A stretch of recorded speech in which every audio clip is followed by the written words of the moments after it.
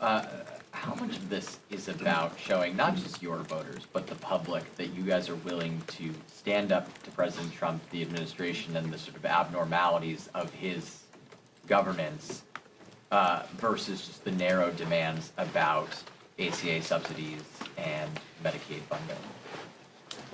I would disagree with the premise of that question.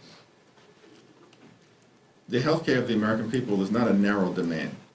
It's central to their quality of life. Mike Johnson in the Oval Office meeting kept saying that health care is an extraneous issue. And I had to make clear, excuse me, the health care of the American people is not an extraneous issue. It's central to their quality of life. Central to their quality of life. Children, older Americans, people with disabilities or chronic illnesses can die. Here in America, the wealthiest country in the history of the world, in the absence of everyday Americans having access to the health care that they need and deserve. The health care of the American people is central.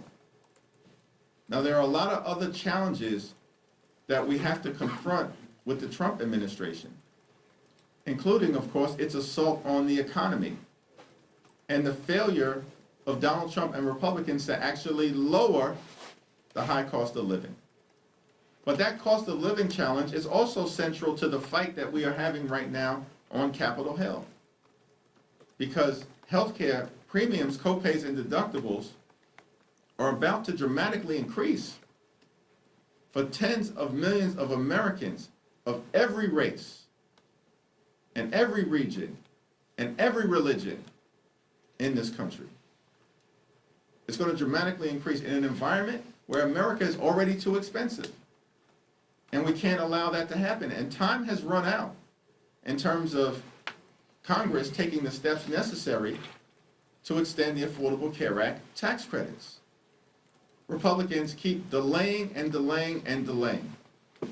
Why? Because they don't want to provide affordable and accessible and high quality health care to the American people.